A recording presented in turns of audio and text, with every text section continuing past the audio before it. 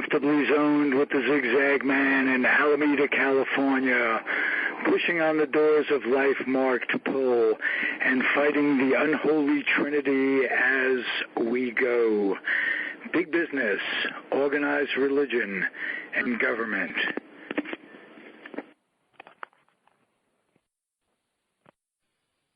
I am back, and you are flying high over the zone with the Zigzag Man from Alameda, California.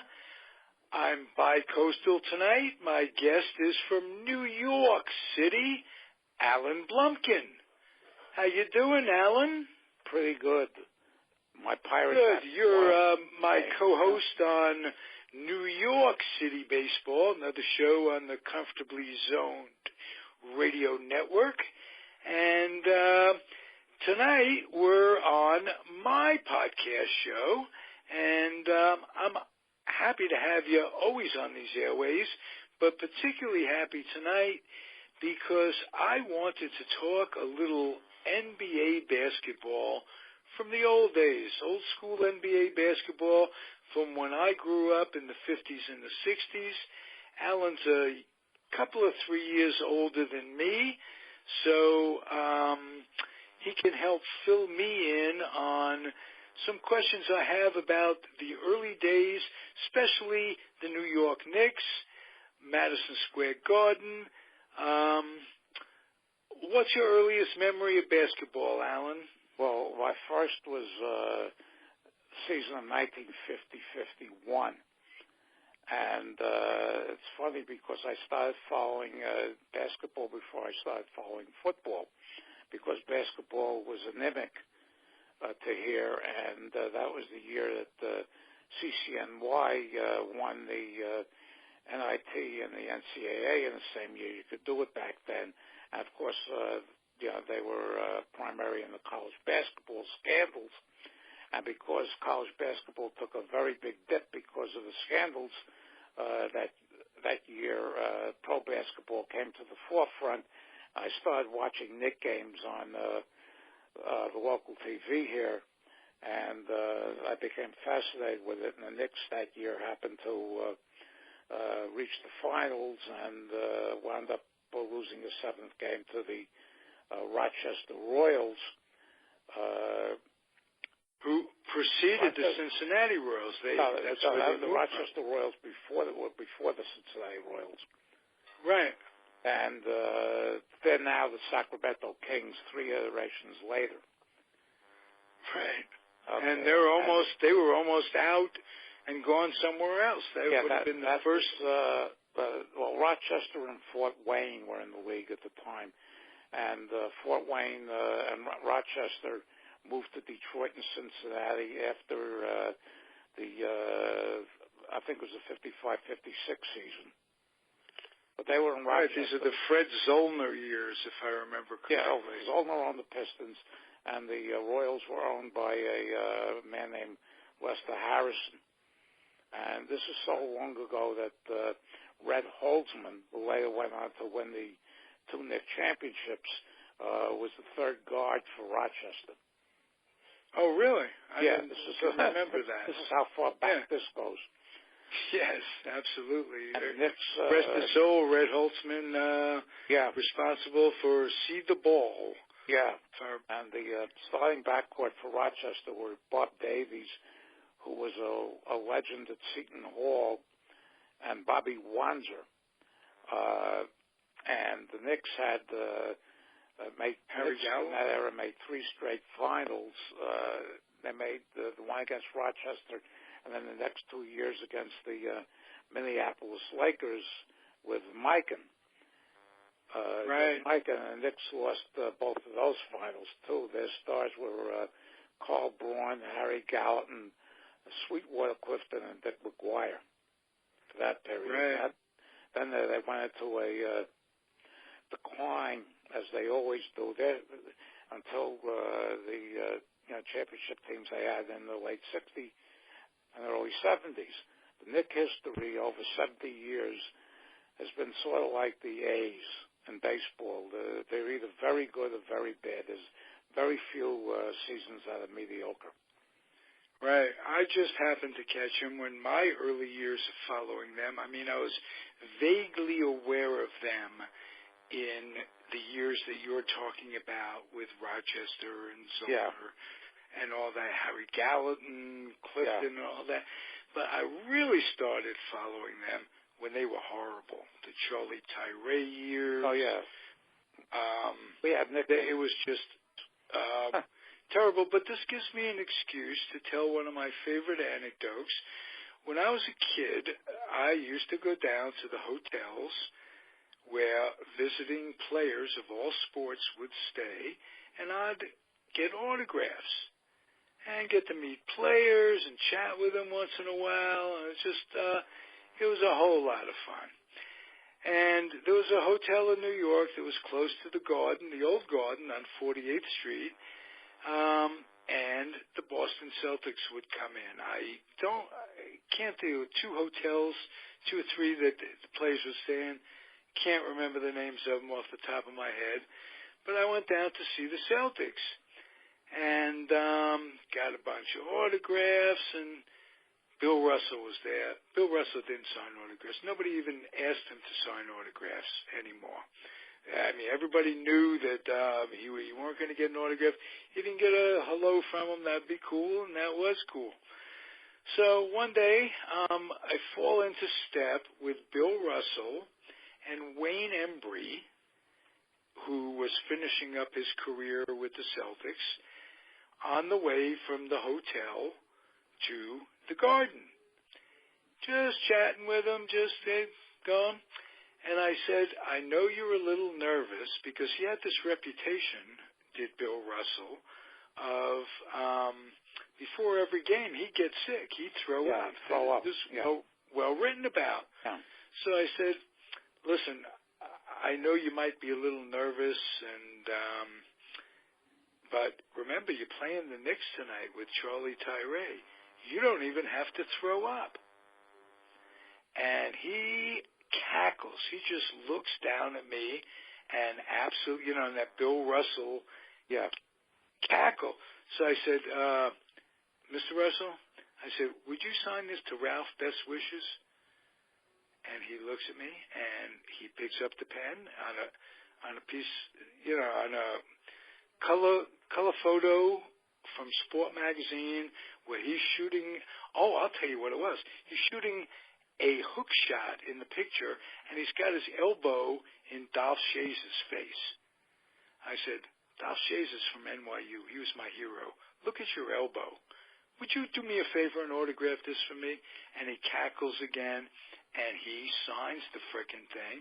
Wow. And I had it decoupaged. A woman friend of mine, whose name escapes me, fortunately, decoupaged it for me, and I still have this plaque to Ralph. It's a little faded, but I know it's not even faded enough that you couldn't see it. To Ralph, no best wishes, but Bill Russell. Well, that was pretty cool, and getting him to laugh was the cool part. A number of years ago, he finally agreed to do card shows. And some promoter talked them into it. I don't know what they gave him, but it was probably substantial. And they brought him to a couple of card shows in Boston, and they were charging, I think, $400 a pop for his autograph. The lines were 10 miles long because, they had pictures, team pictures, and all of this with all the other Celtics of his time. And these people wanted to get his signature on these things. So I think one of the reasons he didn't sign autographs is because the way he was treated in Boston when he first came there. Deplorably. Segregated. Absolutely deplorably. Did things to him, as he writes about in one or two of his books, that were sickening, that makes you think, my God, humanity.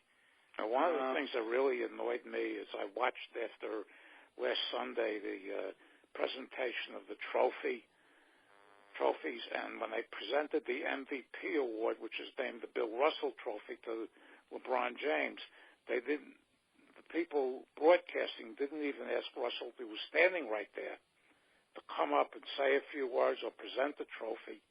And they totally ignored it, which I thought was absolutely shameful on their part. This man is the greatest winner in the history of professional sports. And absolutely. 11 NBA championships, 2 NCAA championships, and an Olympic gold medal. And he revolutionized the sport. Okay, now, because I have argued and debated and listened to debates, the Russell Chamberlain thing,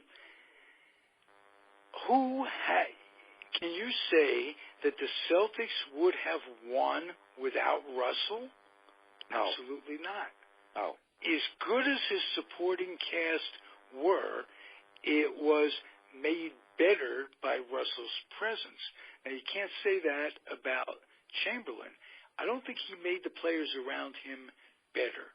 No, and one of the biggest misconceptions also that I've fought over the years was the difference between Sam Jones and Hal Greer.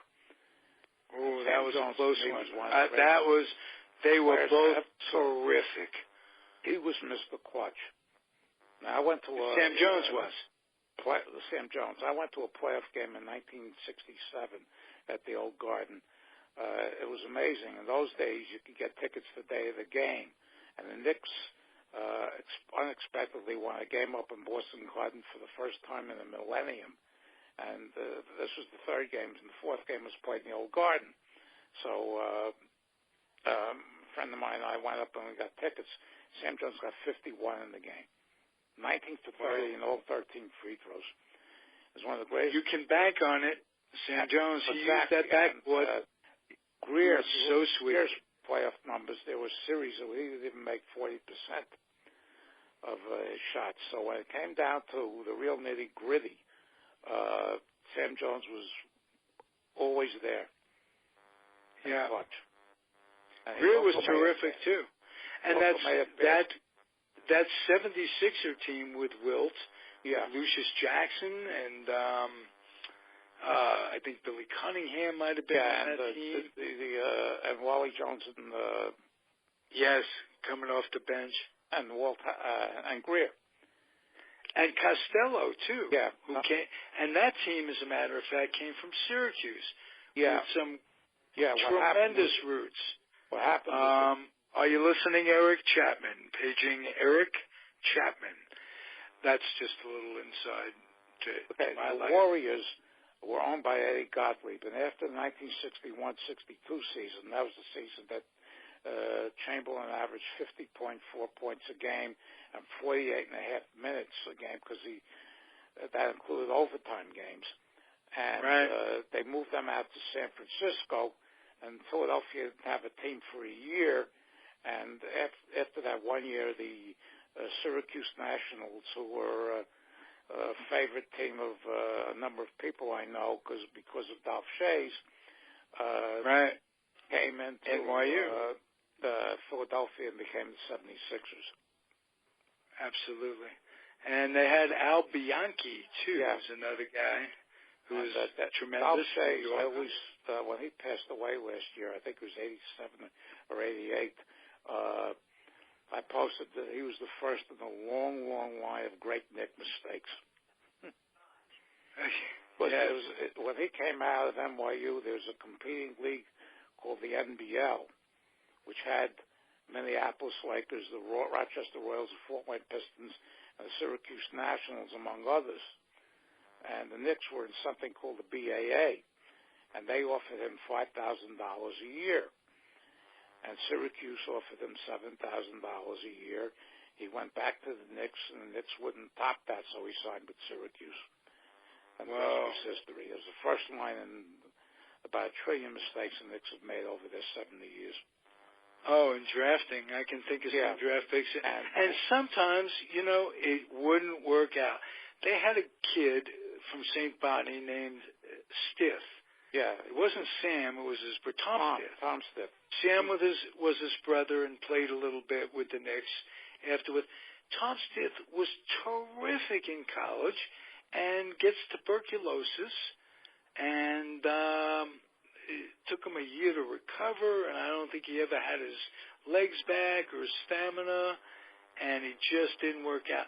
There was Paul Hogue. Oh, yeah. I saw Paul Hogue play a number of times. In college, of course, in those days, there was no clock. And you could see. Right, that's true. But, we did get to see him forever to get down the floor. Right. Well, he was playing with Oscar, as a matter of fact, so he didn't have to play much. No, he never played with Oscar. He was after Oscar. Was he after Oscar? Yeah. Oscar was not on the teams that went to the finals. Oh, okay. And Oscar was Sandy Koufax, who went to Cincinnati for a year, but never really played basketball there. But they say Sandy Koufax is a pretty good basketball player, too. Yeah. He was ahead of Oscar. He was, and I figured out one year that because there's no freshman playing rules in effect at that time, that the two of them never would have played together. Okay. And, well, who did Oscar play with then? Oscar played with nobody who really from that team who really made it. Okay. In the NBA. And then who did? Paul played with another guard that came along. He played with Tom Thacker, Tony Yates, Ron Bonham, and George Wilson. Ron Bonham, The other four stayed. Yeah. George Wilson was famous in NBA history because he's the only player that was available in the first four expansion drafts, which is something that, something to... Piece of trivia there? Yeah, but what saved the league was in the last season before they put the clock in was 53-54, and there was a playoff game that was nationally televised between Syracuse and Boston, which went 4 overtimes. Bob Cousy got 50 points in that game, 30 of which were from the free throw line. And it was so bad and so slow that the network that was televising the game took it off because it was running into some highly weighted program. Right. So Danny Biasone, who owned the Syracuse Nationals at the time, came up with the 24-second clock and putting a limit on team fouls per quarter. I mean, before that, they would shoot free throws on offensive fouls. And you couldn't foul out, in other words. No, it was very, very hard. And backcourt, they'd have the backcourt foul at the time, and the game just dragged on forever and ever and ever. And so when they put that in, that saved the game, and the scores went up from the 70s to over 100, and they started moving out of, as I mentioned earlier, places like Fort Wayne and Rochester, and putting them in cities that had major league identification. And the topper, of course, is when the Lakers went out from Minneapolis to Los Angeles. Oh, the other way. That's right, absolutely. That's why where the Los Angeles Lakers come from, is Minneapolis. That was a gutsy move because that was before the Warriors ever moved out there. Yeah, the impetus for them to move out of the team into the Bay Area. Right. Because exactly, have some rivalry, but it was a gutsy move because travel time. You travel out to just play with one team. That's a long way to go. But the Lakers made it worthwhile because they always drew, and the league was set up to take care of each other. Yeah. There was an oral history by Terry Pluto called Tall Tales about the early history of the NBA, and Bill Russell was the only one who wouldn't talk to him. Because Bill Russell. Well, it's interesting that he wrote one on the ABA too. Called that was excellent. I have both of them. Yeah.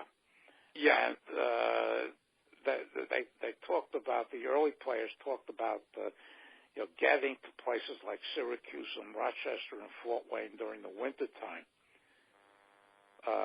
Imagine they'd have their own airplanes or whatever, and it was an incredible hassle to get to some of these small places because of the transportation. Oh, these small planes would go down. There was a plane from Utah with a bunch of college kids. Yeah. It went down, if I remember. And they used to play in these tiny arenas. When I was up at in Syracuse a bunch of years ago for a Syracuse football game. We passed the Onondaga Memorial Coliseum where the Nationals played. That place had about 5,000. And there's stories how when the Nats were playing there, they used to lose 1 or 2 games a year at home, and the referees used to have to run out of that arena for their lives. Still in the referees' uniforms after they lost the game at home. But the old garden was something else. The old garden, I used to sit most of the time in the mezzanine, which had rows A to F, and you didn't take F because you couldn't see the scoreboard, and you didn't take A because you had to look through the poles. So anything B and E. Well, we used to sit with our Geo cards. You were telling me off air your Geo card cost 50 cents. Mine cost 75. And Bert and I and the Bear and a number of us, we'd go early and stay late. If there was and we talked about double headers. Half the NBA every Tuesday night. Right. And literally half the NBA was in. And when you think about it, there were 8 teams, 10 players to a team, maximum of 2 black guys. Yeah. So aside the fact that if they could have opened up to more black guys, it would have been obviously a higher quality of ball. It was an inner city game, this, that, and the other thing. But we had basically the best 80 players, you would think on paper at least, in America, half of whom are coming in to play in the Garden. A kid going for autographs, I mean, it's unbelievable. It's a feast. You can say all you want to about Red Auerbach, but the man was colorblind. Absolutely. And I don't know what you'd say bad about Red Auerbach, other than you tell me what you can consider bad. This guy built an incredible what people didn't like dynasty. About Red Auerbach was his arrogance, with the cigars and everything. But the man knew what he was a genius. He knew what he was doing. The Celtics, before they had Russell, had a lot of scoring and no defense. So Ben Kerner, who owned the Hawks, who were in St. Louis at that point, drafted Russell. They traded the rights to Russell for Easy Ed McCauley, who was from St. Louis. Easy Ed was quite a ball player, as a matter of fact. Yeah, he wanted to go home.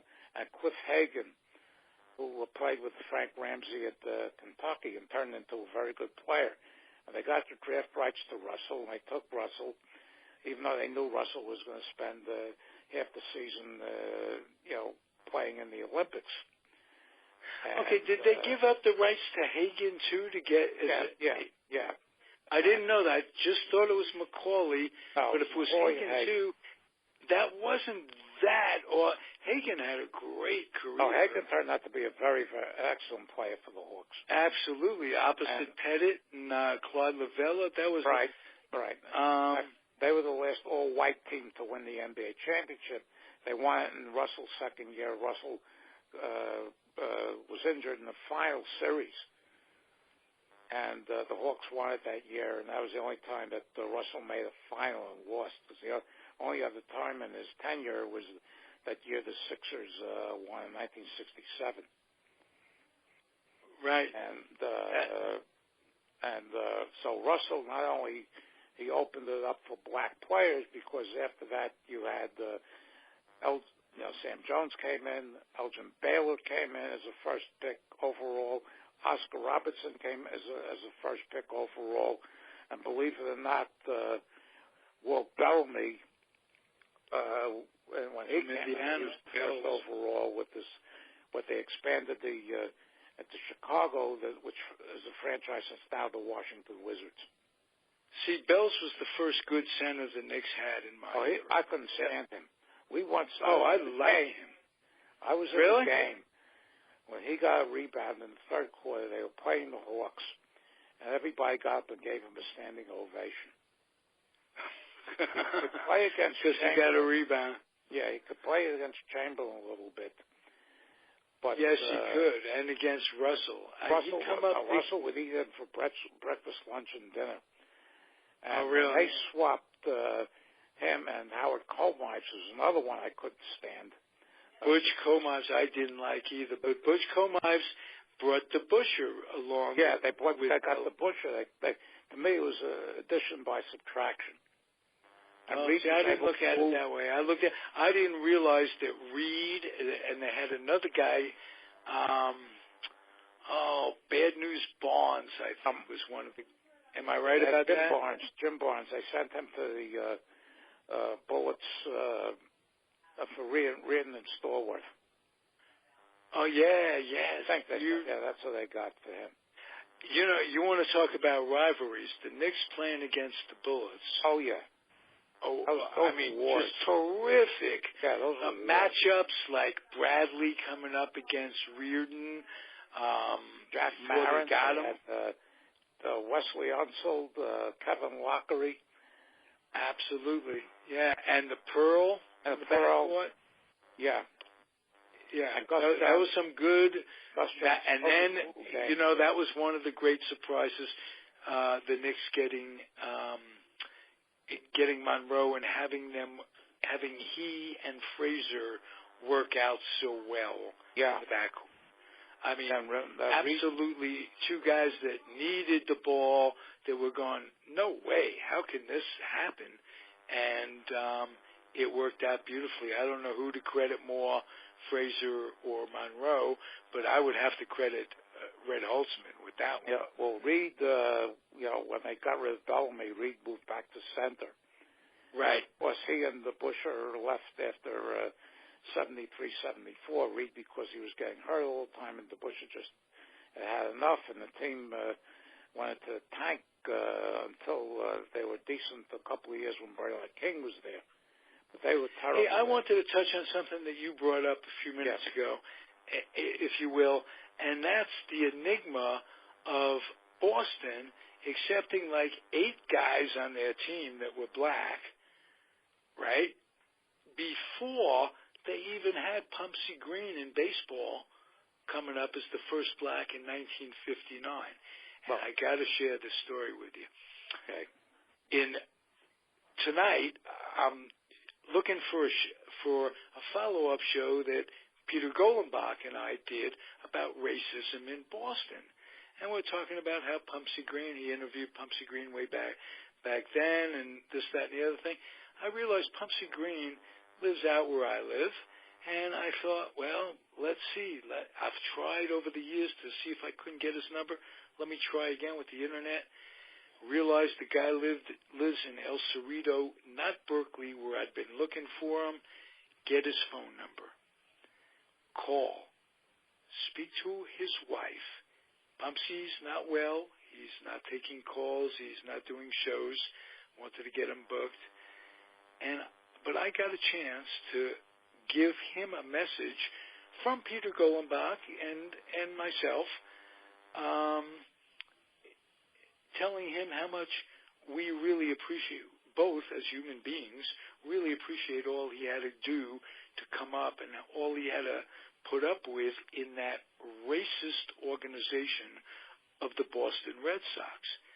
Right across town, you got so I left a message with his wife. She was pleased to hear it, said she'd pass it on. What can she say? You know what I'm saying?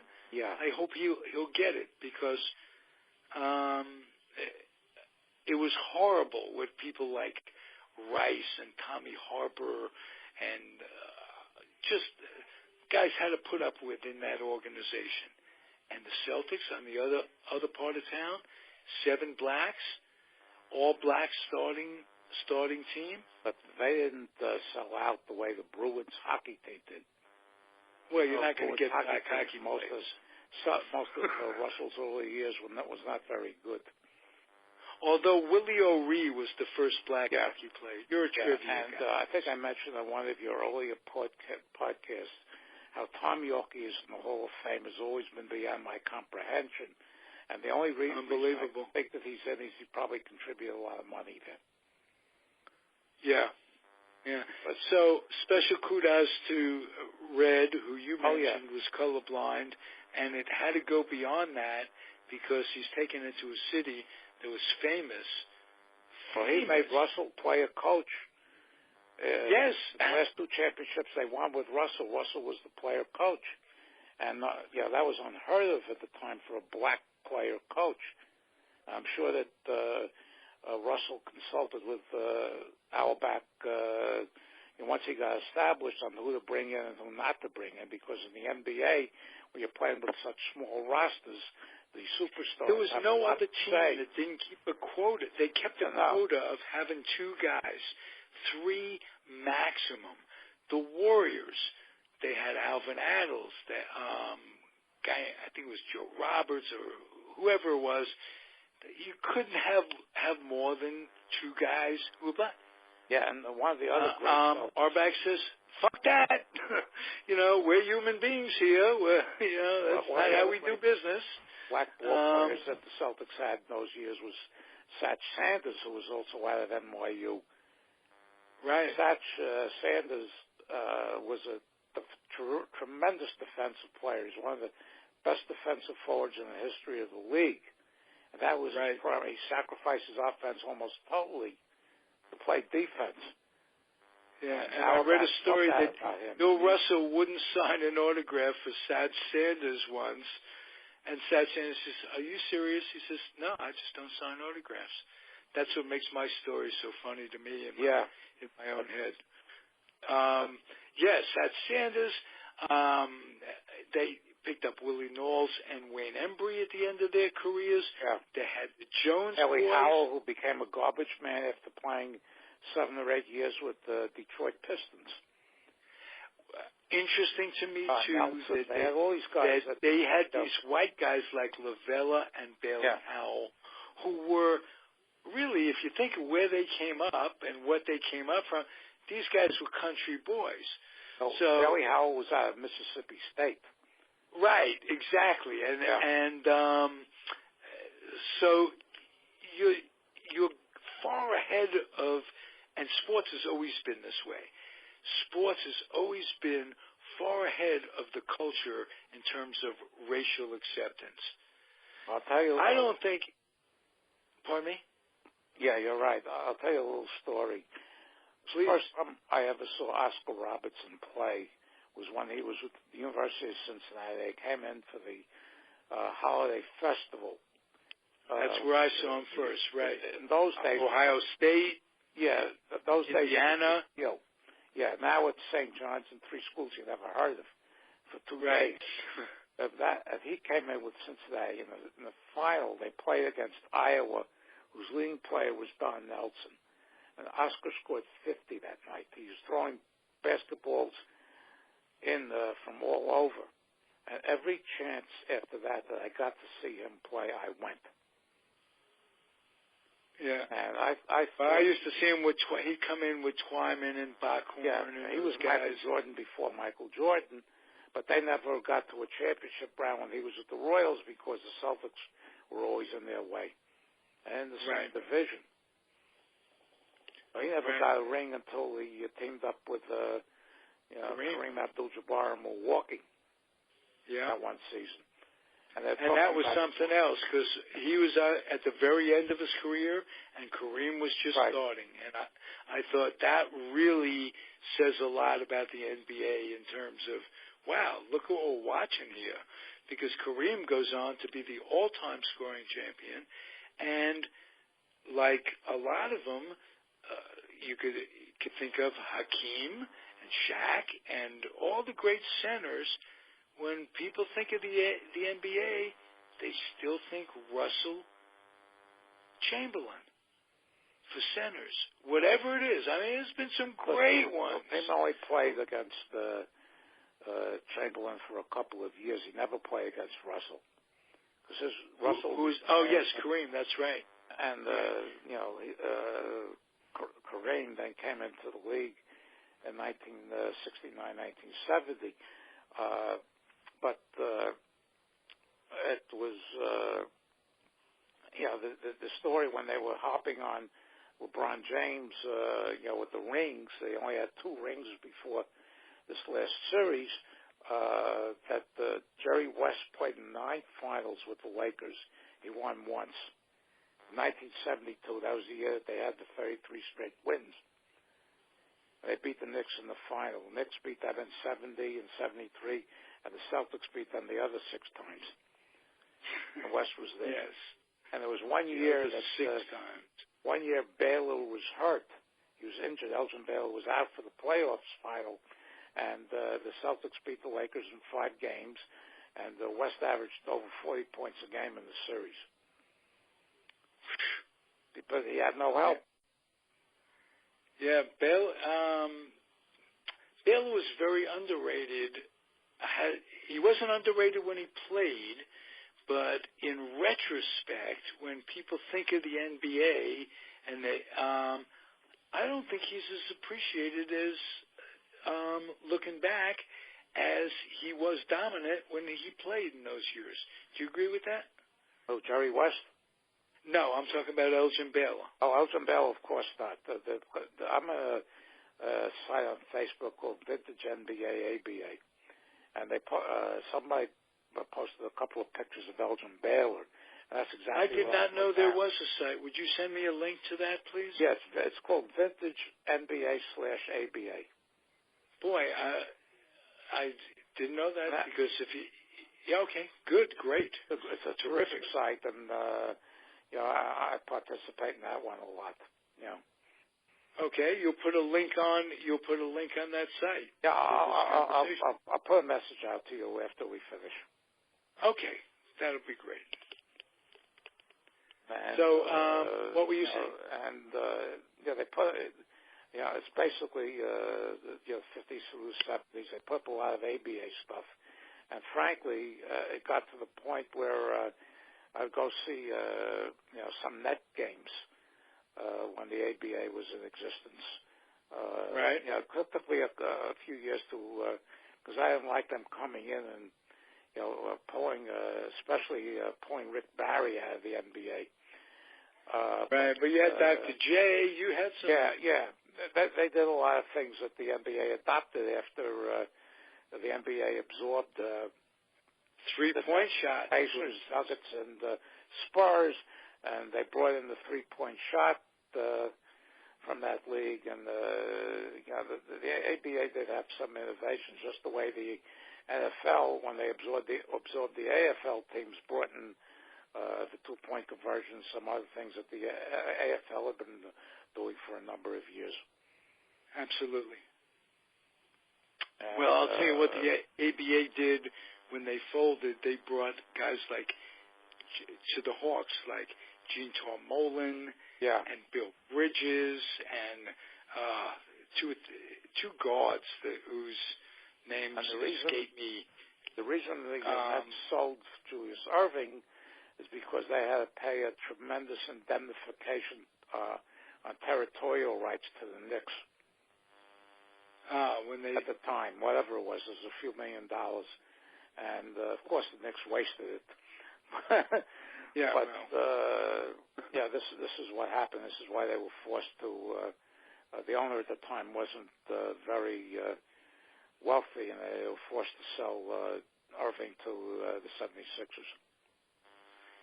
Ah, well, I didn't realize that the Knicks had the chance of getting him too. Yeah, it's sort of like what's going on now with the in your area where the A's trying to move to San Jose and the Giants blocking it. Yes. Well, it isn't all that simple. Giants claim that they have territorial rights, and their big money comes from the Silicon Valley, which is that territory. And, baseball draws from the corporate interests right now. I know that. Yeah. And I don't think they're giving up on this one. And by rights to help themselves, they really should. It would be a better rivalry if the A's could sustain themselves and weren't living off the tit of Major League Baseball and the luxury taxes that teams that pay big salaries, their overage they have to pay to the teams that can't afford it, quote, can't afford it. And when you say the A's, they're in the Bay Area, and there's plenty of wealth here. They could afford it if they built a ballpark that people wanted to come out and see. And other cities do it. Other cities replace crumbling pieces of garbage, and they even replace ballparks that aren't crumbling pieces of garbage. Atlanta, is building a new stadium. Yeah. They just built a new stadium. There's somebody else building a new stadium that I just read. Name of the team escapes me. I think Texas wants a new one. Rangers. Texas wants a new one. Yeah. Texas, I visited the Texas Stadium. It is 1994. beautiful. It has.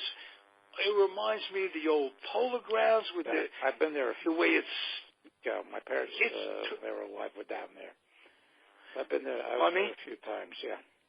Yeah, you see how in the hallways they have the beams and stuff. Yeah. It really is put together beautifully. They want a new stadium. They just have money to piss away like that. I mean, there's my mother lived there through the 90s, and there was a bill to increase the sales tax there to pay for the new arena for the Mavericks and the hockey team that plays down there. My mother asked me, why should the public money be used for this? And I told her that's the American way. That the billionaire owners, the big thing is to get the public to pay for as much as they can for these things. And they threaten to move, and they pull all this garbage out. And that's a whole other issue altogether. Yeah, well, I cannot understand why that stadium in Arlington, it's a gem. It's one of the 5 nicest stadiums I've been to, and they're building a new one. It's craziness. Absolute nuts. Well, the arenas were all replaced. In fact, one of my friends got tickets, and we went up to see the next to the last basketball game at the old Boston Garden in 1995. And when we got there, and you get there, and you had to walk all the way up to the balcony where our seats were. It was like being in the old Madison Square Garden, which had closed in 1968. Right. Where there was no escalators and not even stairs. You just walked up ramps until you got to the top. And it was a really, really... It was a workout. I mean, the old garden was hysterical because if you went outside, you had Nedick's, which we used to refer to as the orange room. And there was one game I attended where the Knicks had a guard named Freddie Crawford who was eating a hot dog. Freddie Crawford from St. Bonaventure, right? Yeah. He fell asleep he was notorious for falling asleep during games.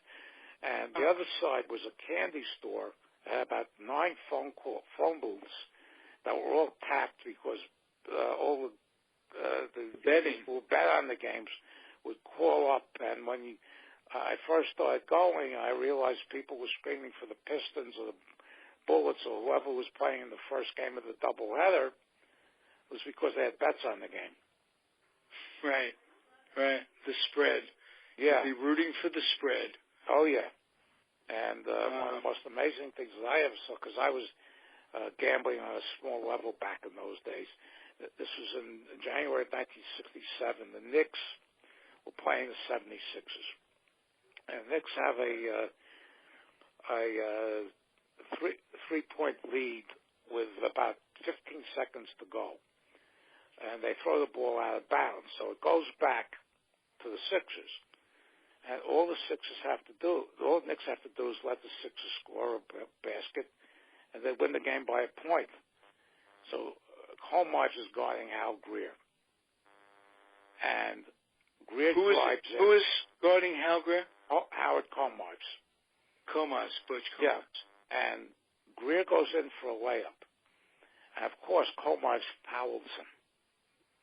In those days, there was no three-point shot like they have now. So Greer makes the free throw to send the game into overtime. I had laid 6 points or whatever it was with the Knicks, with the Sixers, excuse me. And Cunningham went crazy in the overtime, and they blew the Knicks out in the overtime, and they covered the point spread. Well, that one held a happy man. Made you happy, makes me happy. Made you happy because this was, and that was when, and there was one time that there was another game that season, I think it was that season, when the Warriors came in and Guy Rodgers had his career high with 46 points because he was basically a assist man. Right. He was the one who got 28 assists in the game where Chamberlain got the 100 points. So anyway, the Knicks are busy blowing a lead to the Warriors in the fourth quarter. And Kovac threw one of his clangers off the back rim, which he was noted for.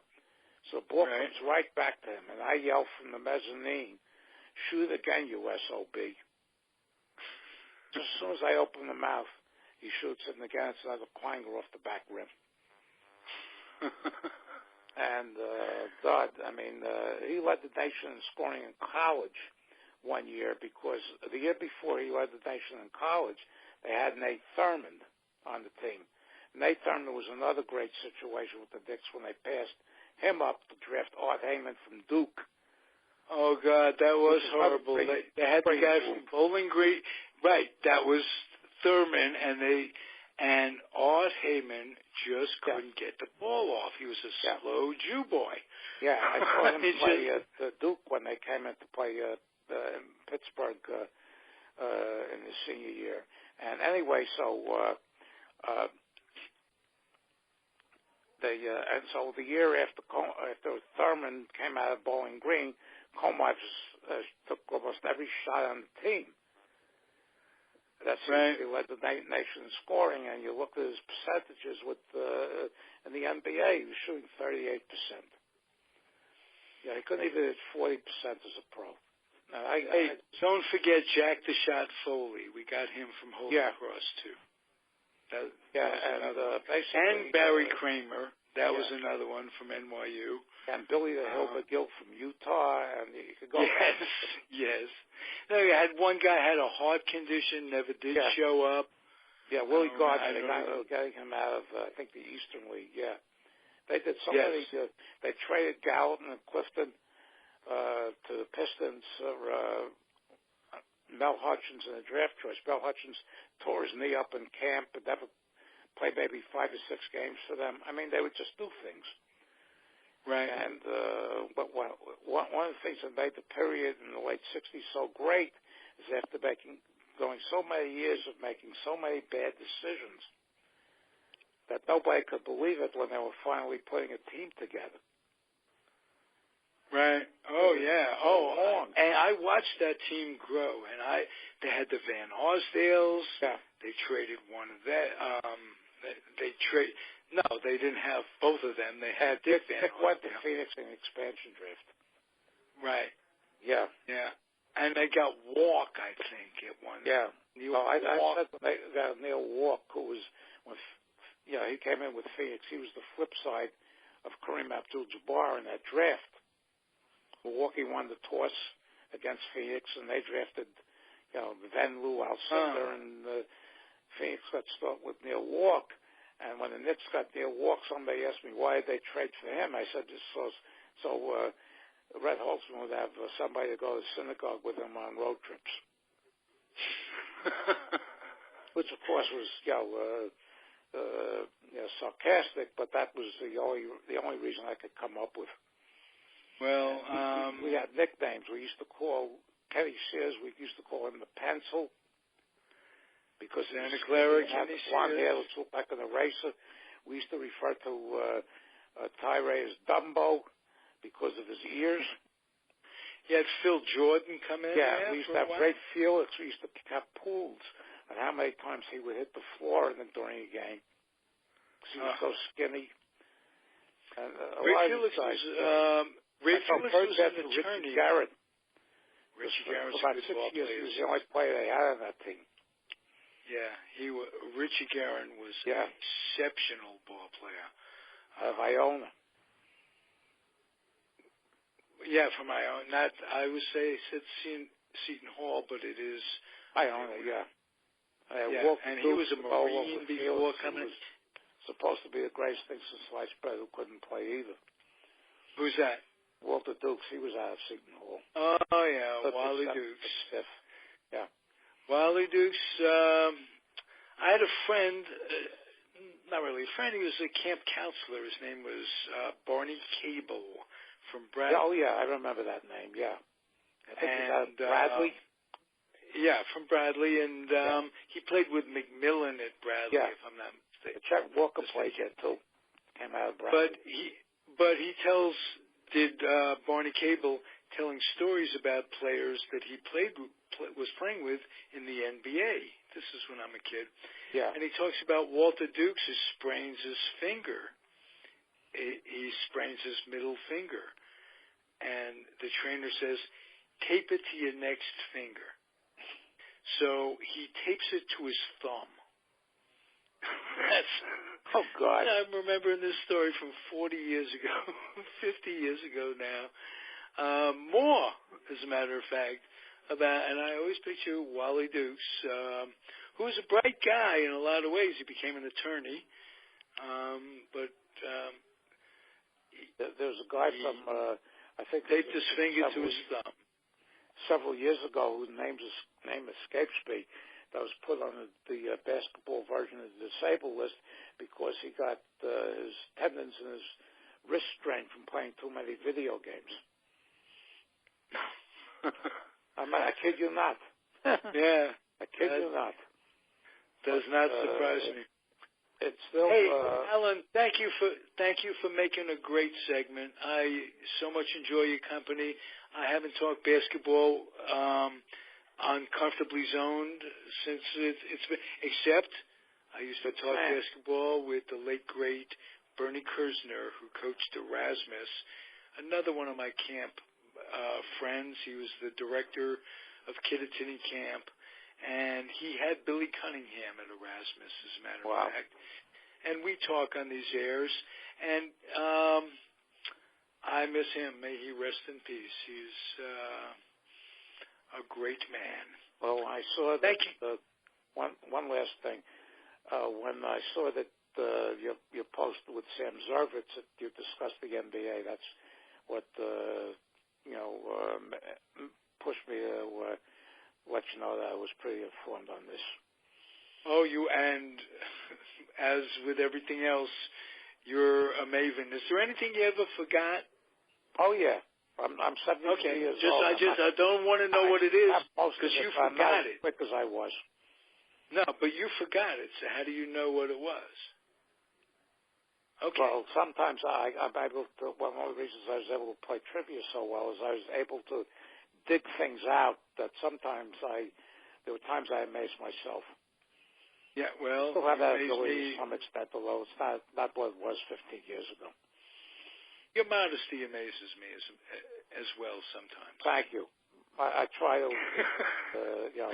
keep on that plane. I get the feeling you're enjoying this as much as I am. I am. And contrary to Ron Liebman, I never expected anything out of Saber for winning trivia contests because that it was basically a game to me. That's how I developed my rep there, and I'd accomplished what I accomplished there, and I tried to not make a big deal out of any of it. Okay, I appreciate you putting that on record. If anything like this, don't hesitate.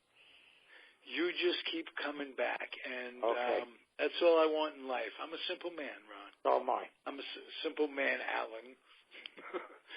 Ron is another guest. I enjoy Ron's company for a lot of reasons. Okay, me too. But I just want to tell you that he's got a quick mind like you do, and that's fun. Thanks again. We'll see you soon. Okay. Take care. I'm going to end this the way I've ended a lot of my podcasts. I'm going to implore everybody out there, keep your dreams wet, keep your humor dry, keep your children out of military recruiting offices and off the laps of clerics that wear dresses. Right. Just to be on the safe side. Right. You don't have to have an opinion. It doesn't matter. But if you listen to me, you listen to me. If you don't, you don't. And keep on keeping on. We'll talk soon. Okay, thank you. Bye-bye.